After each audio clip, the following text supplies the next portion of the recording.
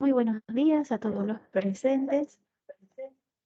Le damos cordialmente la bienvenida a esta capacitación en materia de mitigadores de riesgo en materia de prevención de delitos de blanqueo de capitales, financiamiento del terrorismo y financiamiento de proliferación de armas de destrucción masiva dirigido al sector de zona franca. En nombre de la Superintendencia de Sujetos No Financieros y la licenciada Daira Carrizo, la superintendente, pues damos inicio a esta capacitación. Les vamos a hacer la presentación de nuestro facilitador en esta ocasión, el Magister Chris Lloyd Méndez Ríos, egresado de la Universidad de Panamá en licenciatura de Contabilidad. Cuenta con diversas especializaciones de la Universidad Especializada del Contador Público Autorizado. Cuenta con más de 20 años de experiencia profesional en el área de auditoría, control de calidad y entre otras materias afines. Actualmente se desempeña como supervisor en el sector de zona franca, en la Dirección de Supervisión de la Superintendencia de Sujetos No Financieros. Bienvenido sea, Magister Méndez, le damos la palabra. Buen día a todos.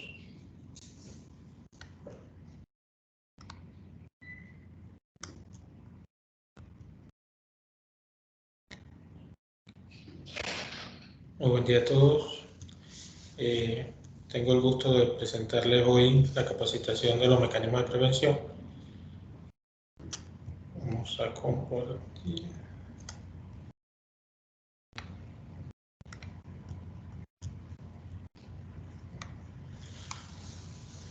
Que serían los mitigadores de riesgo en materia de prevención de delitos precedentes de blanqueo de capitales dirigidos al sector de zonas francas. Cuando hablamos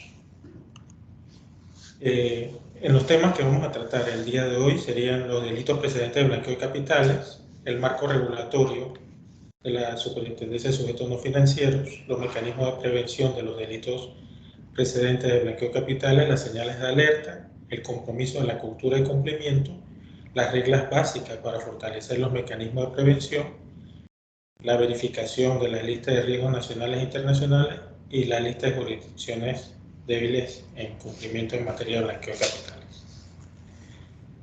Antes de abordar los temas, quería presentarles los 37 delitos precedentes de blanqueo de capitales que sí, en la cual están tipificados en el artículo 254, en los cuales existen verbos rectores y estos delitos precedentes. Los que están marcados en verde son los propios delitos que serían sus amenazas dentro del negocio. No quiere decir que todos tengan este tipo de amenazas, pero solamente que tienen que verificar entre los delitos precedentes para poder lograr esta verificación y poder tener un enfoque basado en riesgo. En estas amenazas podemos ver el derecho de autor y derecho de conexo, los derechos de propiedad industrial, contra el Tesoro Nacional, que es la evasión y defraudación fiscal por arriba de los $300.000. Tenemos los delitos financieros, el enriquecimiento justificado, entre algunos negocios que pueden estar dentro de esta zona franca, tenemos el robo y el tráfico internacional de vehículos y piezas, sus piezas y componentes. Quizás pueden estar algunos delincuentes o organizaciones tomando estas empresas para poder hacer sus actos ilícitos. También tenemos la falsificación de documentos en general, el terrorismo y financiamiento de terrorismo relacionados con drogas, los delitos relacionados con drogas, la piratería, la delincuencia organizada, la posesión y tráfico de armas y explosivos y apropiación y sustracción de violencia en materia ilícita, el contrabando y la defraudación aduanera. En el marco regulatorio le hago un detalle de todo lo que realmente la Superintendencia de Sujetos No Financieros mantiene en la actualidad vigentes. Tenemos la Ley 23, que ha tenido varias modificaciones, y se lo pongo en la parte inferior de este respecto a las leyes que han cambiado, que han entrado a modificar esta Ley 23 desde sus inicios en abril del 2015. Tenemos el Decreto Ejecutivo 35, la Ley 124, la Resolución 215, que es directamente para el sector de zona franca y que va aunado a todas las modificaciones que mantiene el Decreto Ejecutivo 35 y la Ley 23. La Resolución 216, que nos indica la adopción de la declaración jurada definitiva, esto es para los casos de RTE, que sería la reportería de la UAF. La Resolución REC 117, que es al momento de nosotros supervisar, ustedes pueden tener unos parámetros de cómo realmente sería nuestra supervisión in situ y qué medidas deben tomar. La resolución 117, que ya sería todo lo que es el plan de prevención y cómo sería en caso de sus riesgos y la adopción de un manual que deberían tener los sujetos de la, no financieros de la zona franca. En la resolución REC 217, esa es una guía que realmente aplica de todo lo que ha dado, que realmente necesita modificaciones porque ya el decreto ejecutivo 35 realmente abarca muchas más cosas que nos han adaptado. La resolución 116, que es la adopción de las señales de alerta, la guía REC 218, tenemos también la guía 119, la resolución 2-2021, la resolución 10-2021, el decreto ejecutivo del 587, que es referente de la UAF sobre el confinamiento preventivo.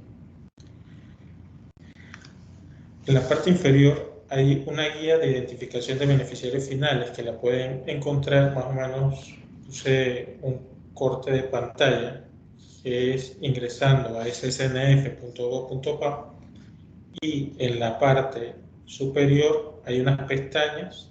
En la cuarta pestaña, en la parte sería el penúltimo donde dice guías, ahí ingreso y me va a salir en la pantalla siguiente, me va a salir las guías que en el 2022 han sido aprobadas. En estas guías, aquí hay 5 guías en el 2022, una es la primera, la última que dice aquí en el 2022, es la guía de identificación de beneficiarios finales para sujetos obligados no financieros. Esa le va a ayudar para la identificación de beneficiarios finales, pero las otras 4 están enfocadas más al sector de profesionales, que sería abogados y contadores, pero igual les pueden ayudar para tratar de tener una cultura de cumplimiento e ir adaptándose mientras se pueda organizar una para todos los sectores. Aquí le hago una síntesis de la Ley 23 con sus modificaciones para que tengan un criterio mejor de dónde nace y qué puntos tengo que tener en los artículos. En el artículo 12 tenemos el enlace, que es muy importante que toda empresa que sea sujeto obligado no financiero tenga su persona enlace. Sabemos que últimamente las personas enlace por temas de pandemia han cambiado y es bueno entonces que hagan la actualización. En este punto sí me gustaría tocar que si aquí de los presentes tienen algún tipo se han ingresado a la página web, a SSNF en línea, o los que no han ingresado y ya se registraron ante la superintendencia, les pido que también se registren. Ahora entre las preguntas y respuestas, cuando se abran o ustedes quieren preguntar en este modo, pueden hacerla libremente para que vayan e ingresen a este portal y si no tienen el usuario puedan dar si no han cambiado a la persona enlace, pueden dar un restaurar usuario e ingresar a esto y actualizar cualquier tema que ya sea que la persona enlace quiera ingresar a otra persona enlace o la junta directiva cambió o algún dato, ¿no? La dirección o el teléfono o algún correo.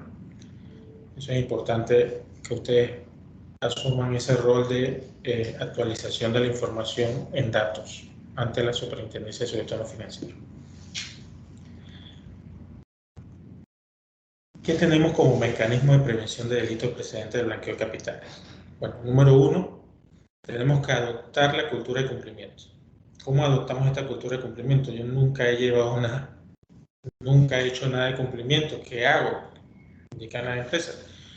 Bueno, primero que nada, si tengo clientes, proveedores, tengo que segmentar estos clientes y proveedores. ¿Cómo segmento estos clientes y proveedores? En la actualidad tengo clientes y proveedores que son habituales y otros que son ocasionales. Es importante saber si dentro de mis clientes ocasionales algunos manejan algún tipo de efectivo. Si manejan efectivo, si los pagos que realizan son en efectivo y pasan el umbral, entonces estos clientes ocasionales quedarían con una debida diligencia ampliada para un monitoreo que debe realizar la empresa. Y ya los clientes habituales, dependiendo de la calificación de riesgo que le tengan, ahí tomarían las medidas de debida diligencia. Es importante que en esta adopción de cultura de cumplimiento sepamos que tenemos, si somos parte de la zona franca, en este caso, si somos de la APP y por ende la ley 23 con la ley 124 en el artículo 40 indica que toda la zona franca son objetos que estén ubicados en zona franca, las empresas que estén ubicadas en zona franca son sujetos obligados no financieros. Y es importante la inscripción ante la UAF y ante la Superintendencia de Sujetos No Financieros. Son dos entidades diferentes. La UAF es para reportería y la Superintendencia de Sujetos No Financieros es para realizar la prevención en materia de blanqueo de capitales. En esa prevención de materia de blanqueo de capitales, ¿qué tenemos? Primero, una base de datos de todos los sujetos obligados donde verificamos que se mantengan actualizados sus datos generales. A eso le sumamos algunas pruebas de extracito y la otra in situ, que serían supervisiones extracito y supervisiones in situ. Por lo general dicen que, pero me llegaron a una supervisión extracito. Sí, llegamos a una supervisión extracito es para determinar la radiografía que tiene la empresa como primer pilar.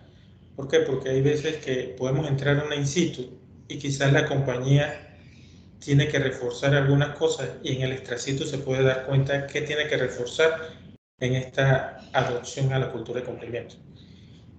Y ya por ende toma las herramientas adecuadas y va adecuándose a la cultura de cumplimiento.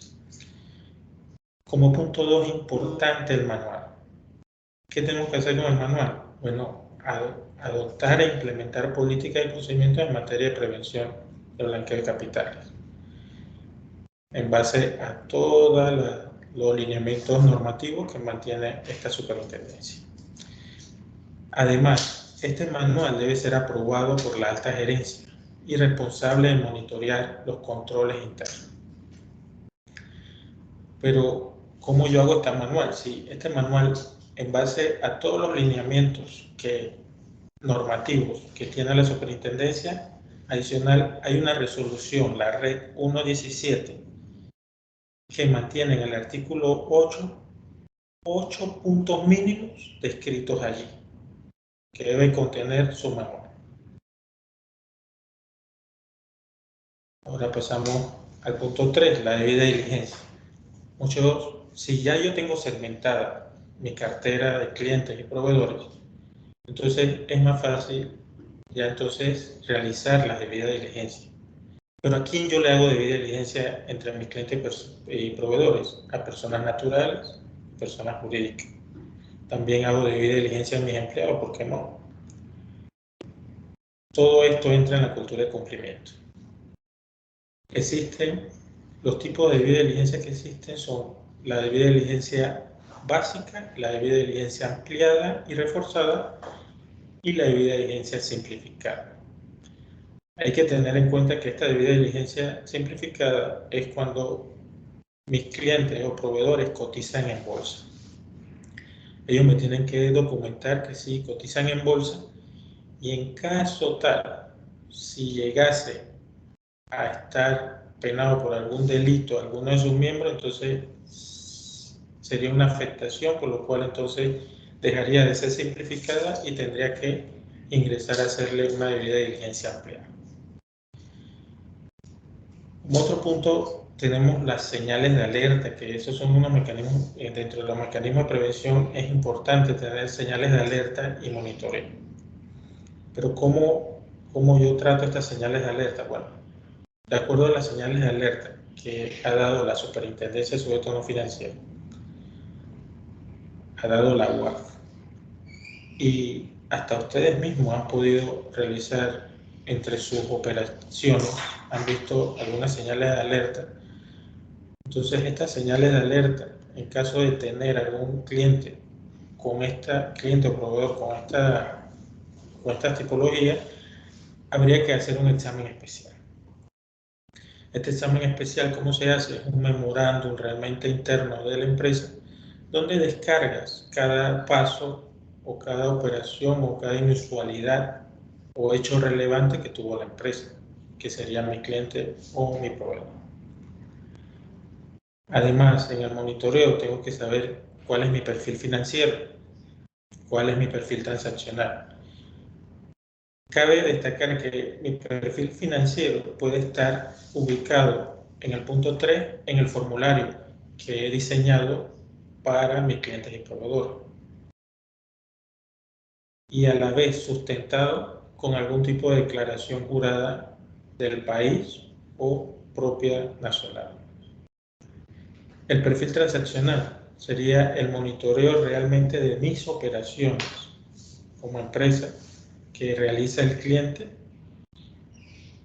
En este caso, no es normal que un cliente que me compraba $100,000 me compre ahora 1.000.000 todos los meses. Cambió su giro de negocio. Para nosotros como empresa es muy satisfactorio estas ventas, ¿no? Pero realmente tenemos que informarnos más y tratar de ampliar, hacer este examen especial con el cliente para verificar si de verdad su giro de negocio fue por algún crecimiento o realmente está haciendo algún tipo de operación ilícita. Que claro, eso no se va a detectar así tan rápido, pero realmente ahí en ese monitoreo del perfil transaccional uno va tomando realmente las medidas necesarias. El movimiento efectivo, por lo menos hay ciertas zonas francas como APP que no manejan efectivo por su operativa, ¿no? Pero realmente con la UAF no debería, ya estas empresas, estos sujetos obligados no deberían estar llenando un reporte ante la UAF automático. ¿Por qué? Porque llenas el sistema de puro no, 000, y no es recomendable. Realmente lo que se recomienda es que si hace una operación en efectivo, realiza un reporte de efectivo, de transacción en efectivo, debería llenar esto si pasa el umbral, ¿no? Pero si no pasa, entonces hay otro mecanismo que sería la declaración jurada semestral o la declaración jurada definitiva. En el caso que ustedes, sujetos obligados de la zona franca, no realicen ni un tipo de operación en efectivo, deberían entonces realizar una declaración jurada definitiva. ¿Para qué? Para que ya quede sustentado de que ustedes no hacen operación. En caso de a un futuro realizarlo, entonces tendrían que hacer la semestral. Pero si no lo manejan, mejor hacer una declaración jurada, y ya saben que bajo la UAF en RTE ya ustedes tienen el respaldo que hicieron una declaración jurada definitiva y quedó aprobada por la UAF. Ya lo otro sería la reportería de las listas 1 que le llegan y en caso de reportar una operación sospechosa, en base a estas señales de alerta que tienen identificadas los sujetos obligados. El movimiento en efectivo. Hay veces que, por lo menos, una empresa me dice, oye, dame tu número de cuenta que te voy a depositar. Al momento que me deposita, me envía el slip y cuando veo el slip dice efectivo. Me depositó $100.000 en efectivo, por ejemplo. Ya realmente aquí me pasé del umbral, que es $10.000. Por consiguiente, aunque él haya depositado a mi cuenta, yo recibí el efectivo. Y por consiguiente debo realizar un RTE sobre esa transacción que hizo mi cliente. Tenemos que tener claro que internamente hay tipologías. Existen tipologías internas de alguna causa o efecto que pasó dentro de la organización, dentro de la empresa, y debemos reflejarla. ¿Para qué? Para que a lo interno no vuelva a suceder este tipo de operaciones o transacciones que puedan tachar el nombre, el prestigio de la empresa, ¿no? Y evitar este tipo de cosas con las organizaciones ilícitas. Tenemos también la matriz de riesgo.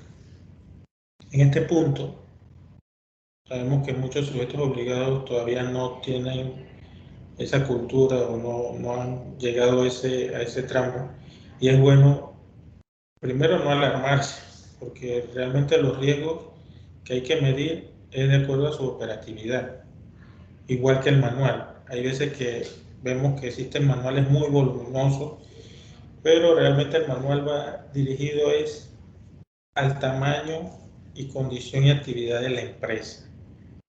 Hay manuales que realmente son muy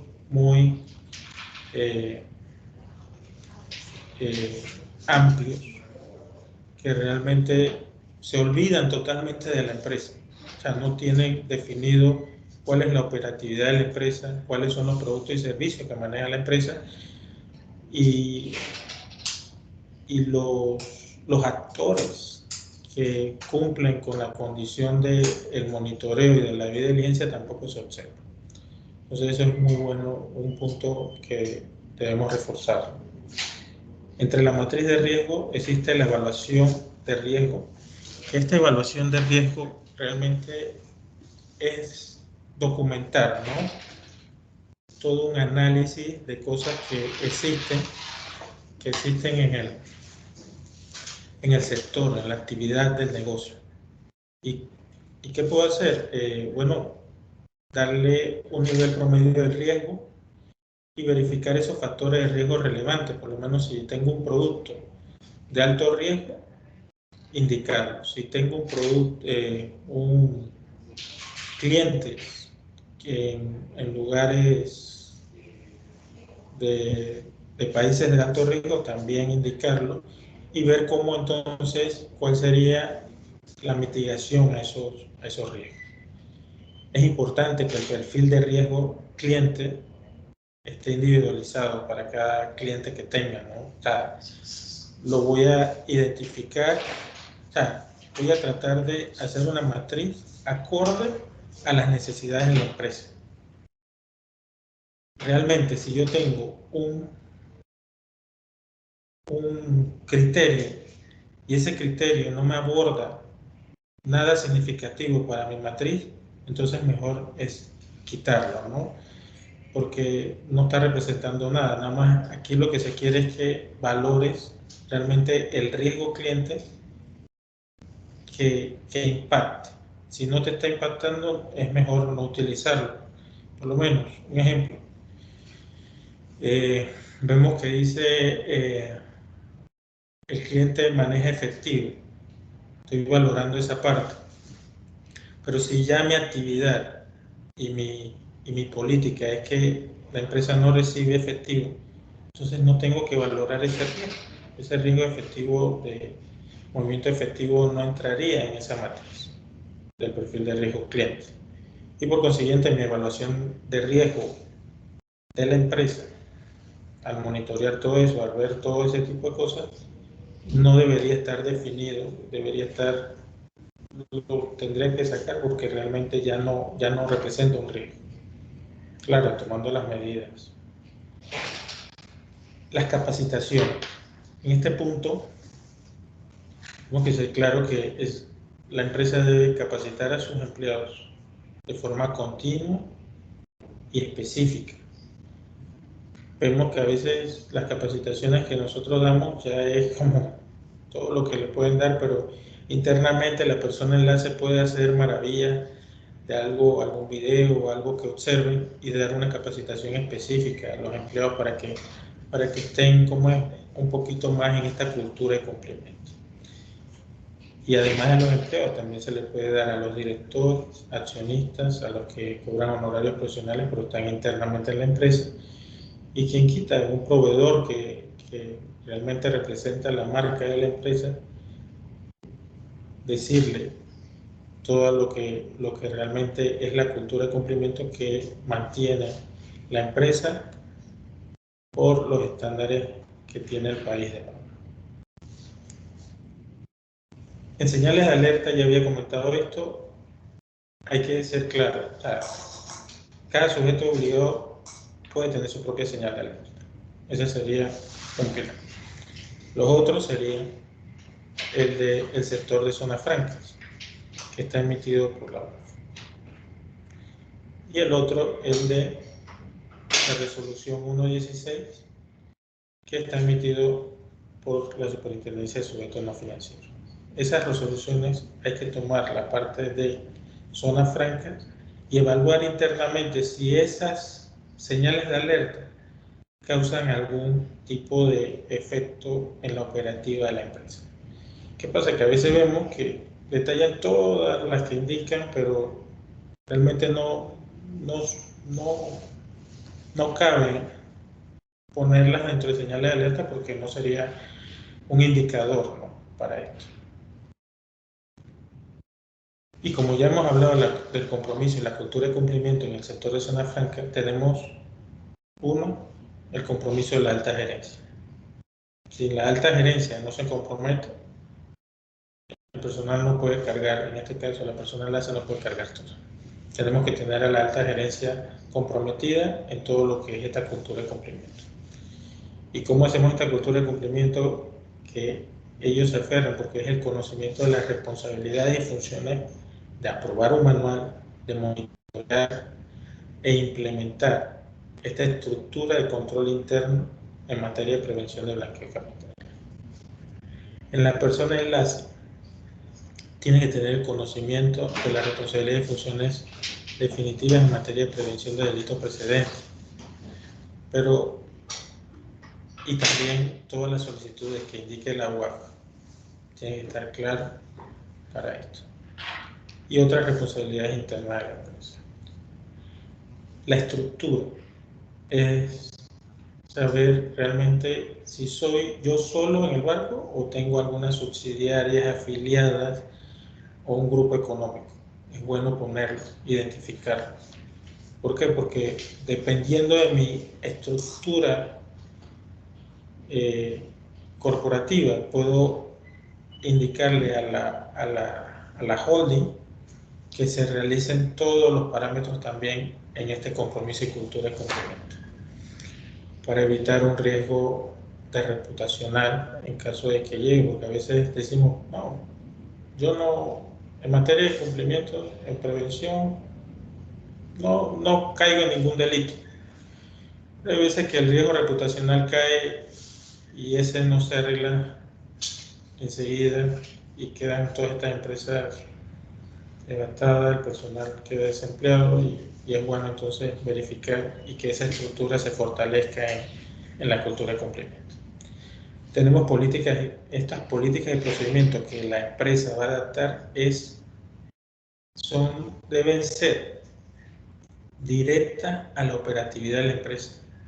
Por lo menos hemos observado que dentro de las políticas y procedimientos a veces ponen situaciones en los manuales que son propios del sector financiero. Quizás a veces la persona que lo hizo tomó alguna referencia de algún otro manual y incorporó en el manual interno de la empresa este tipo de cosas. Eso tienen que saber lo que tiene que ser muy medular a la operativa de la empresa. Y lo que hemos hablado de la segmentación, es importante segmentar. ¿Por qué? Porque quizás un cliente que realmente no representa, que es un cliente ocasional, no tengo que estar monitoreándolo y hacerle todo como si fuera, como lo es un cliente habitual. Y la comunicación entre todo el personal de los sujetos de la empresa con estas capacitaciones fortalecen este compromiso y cultura de cumplimiento. Bueno, como ya hemos hablado, entonces, ¿cuáles son las reglas básicas para fortalecer estos mecanismos de prevención? Bueno, tener un manual de prevención, complementar con matrices de riesgo para saber dónde realmente, tener el bosquejo de dónde realmente estoy haciendo operaciones y saber en qué países de alto riesgo estoy haciendo estas operaciones, identificar a los clientes que realmente son de alto riesgo y dar una puntuación como empresa de cuál es realmente mi puntuación en materia en prevención de blanqueo de capital. Saber claro que los formularios de debida diligencia no quedan estáticos, van a tener cambios y debemos estar anuentes a cambiarlos, que también deben ser firmados por el cliente o proveedor, porque hemos visto en la práctica, en las supervisiones in situ, que estos formularios a veces no están firmados y puede demostrar que fue un error, ¿no?, al ilustrar. Y las capacitaciones que ya hemos hablado, ¿cierto? Estas son las reglas básicas para estos mecanismos de prevención.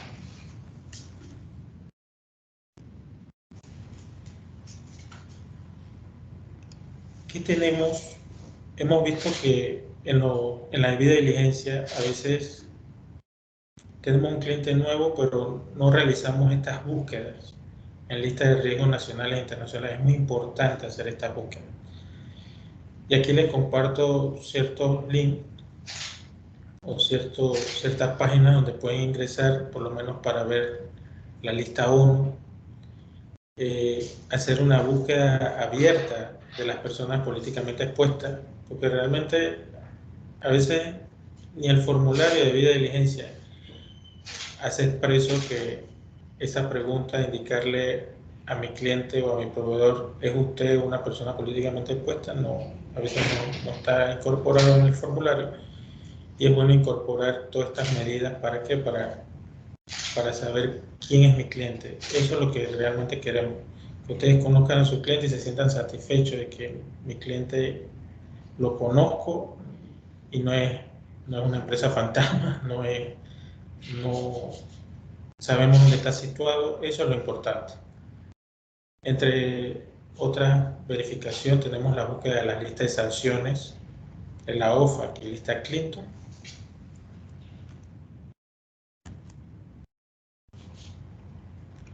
Tenemos la lista de terroristas de la Unión Europea, la lista consolidada de la Unión Europea también de sanciones en materia de prevención de blanqueo. También podemos aportar una lista de sanciones de Canadá, por si tenemos algún cliente de Canadá. Muy importante la búsqueda en Interpol. No sabemos, quizá uno de la junta directiva esté buscado y estamos negociando con este tipo de clientes. Tenemos la lista de los fugitivos más buscados por el FBI y la lista de proveedores ficticios que mantiene Colombia en la gestión de fiscalización.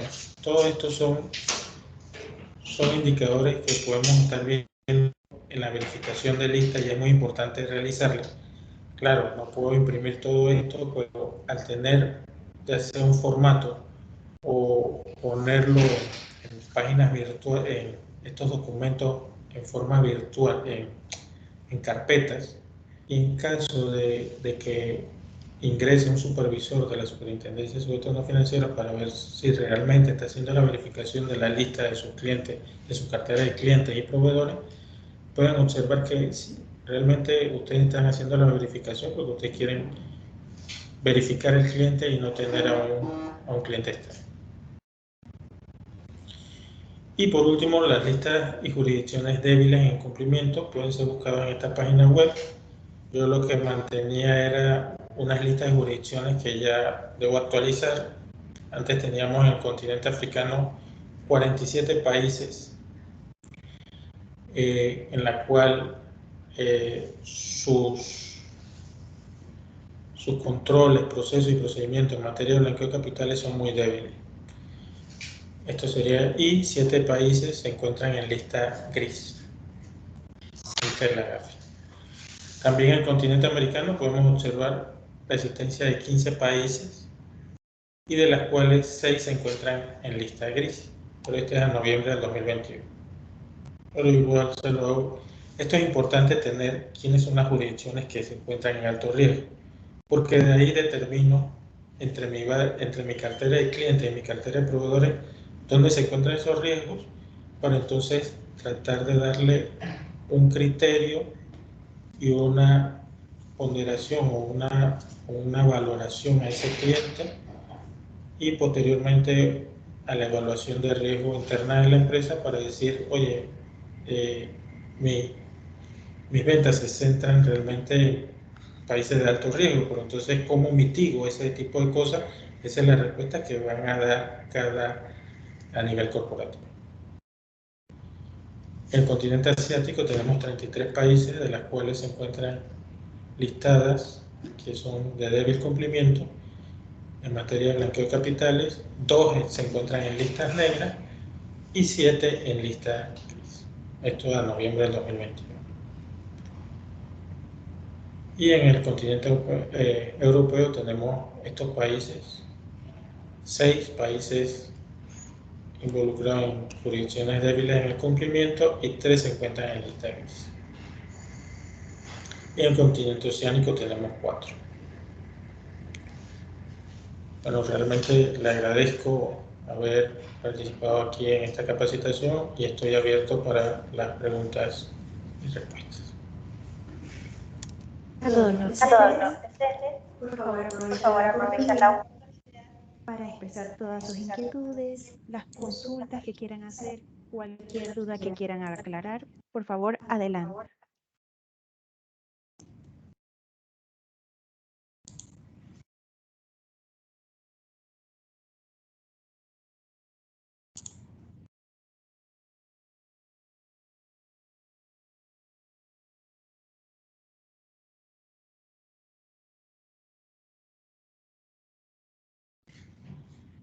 Y tenemos unas consultas expresadas en el chat.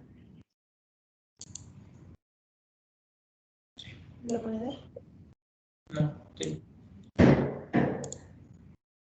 En el chat. No. Dice el licenciado Reiner Wilfredo Torres, ¿qué requisitos mínimos consideran aplicables al formulario de calle C?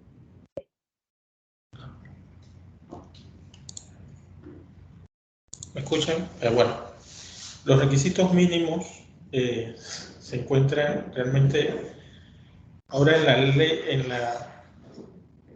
en el decreto ejecutivo 35, aparecen los requisitos para una debida diligencia básica, para una debida diligencia reforzada y una simplificada. Es bueno verificar estos lineamientos para poder entonces fortalecer el formulario de debida diligencia. En ese caso, respondiéndole requisitos mínimos, considero es que uno vea el decreto ejecutivo 35 en la parte, vamos a ponerlo aquí, decreto ejecutivo 35, a partir, tenemos desde el artículo 11, que hablan cuáles son las medidas de debida diligencia, hasta el artículo, aquí habla del 16, 17 y la verificación, hasta el artículo 20, que sería la actualización de registro y su resguardo.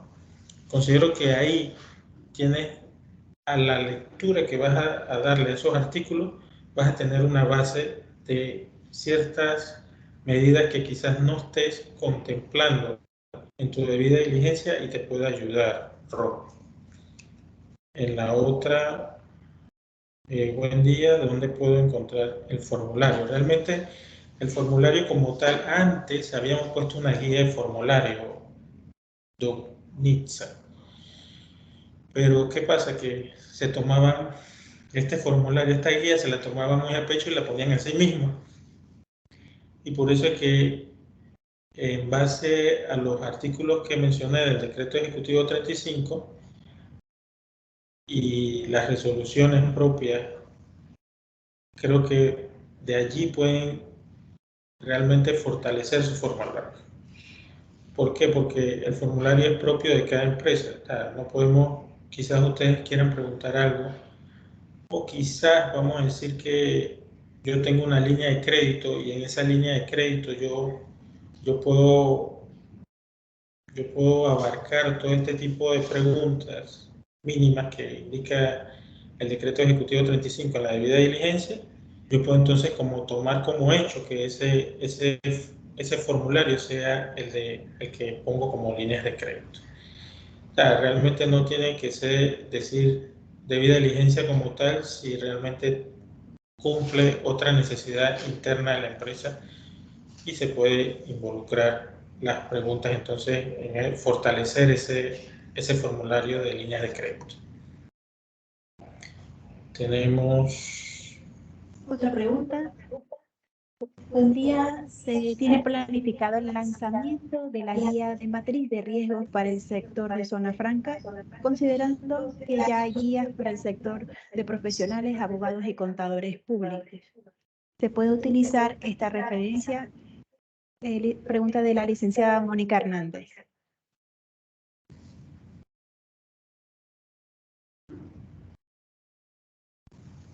A ver, se tiene planificado el lanzamiento de la guía de matriz. Bueno, Mónica, realmente hay una guía de matrices de riesgo que va destinada al sector de profesionales y que igual es la base para todos los sectores, solamente que está en ciertos parámetros, indica mucho el sector de profesionales que es abogado y contador. Pero ustedes pueden adoptar esas medidas para ir reforzando hasta que llegue la guía general para esta zona franca. El lanzamiento de la guía de matriz de riesgo del sector de zona franca, considerando que hay guías para el sector profesional o podemos utilizar. Y como has dicho, ¿podemos utilizar esta referencia? Sí. O sea, no, en ningún momento no es que no puedas utilizarlo, al contrario, puedes ir fortaleciendo en cierta medida lo que ya has trabajado, irlo reforzando con las medidas estas que indica propiamente el del sector profesional. Aquí dice otra pregunta de Jorlenis. Si en mi debida diligencia solo pido el beneficiario final natural y dicha empresa antes de llegar a él se desglosa en otras empresas, ¿es necesario mencionar el desglose completo? Bueno, Jorlenis, ¿cómo tú conoces a tu cliente? Realmente es bueno tener la estructura, aunque o sea, todavía que no te lo den acciones, por lo menos que ellos te lo den en una estructura, en un modelo de flujograma, algo, para que tú determines entonces quiénes son realmente los beneficiarios finales como tal, y no pidas toda esa documentación de todas esas empresas o todo eso, sino que ellos mismos te armen la estructura. Y de acuerdo a esa estructura, entonces ya tú solicitas realmente, se hace el análisis y se identifica realmente, bueno, estos son los beneficiarios finales, persona natural a la que debo solicitar información y no pedir de todo el sorteo de la estructura jurídica que mantiene tu cliente. Bueno, no sé si realmente Yorlenis quedó clara, pero igual cualquier consulta adicional la pueden realizar abiertamente, para eso estamos, para orientarlos en todo lo que se pueda.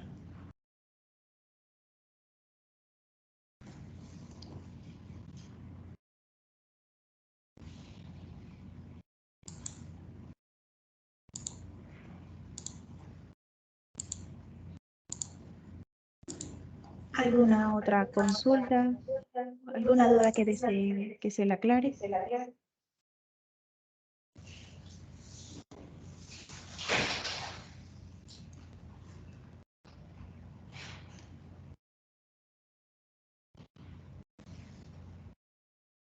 Si eso es todo, damos por concluida la capacitación del día de hoy. Primeramente, agradeciendo toda la docencia vertida al Magíster Méndez, todos los conocimientos compartidos y a todos ustedes por su atención y su participación en esta actividad. Esperamos seguir contando con su participación en próximas capacitaciones. Se les aclara que todo aquel que requiera de la certificación de su participación de esta actividad debe completar el formulario cuyo link lo podrán ver en el chat de esta reunión. Muchas gracias a todos y que tengan un excelente día.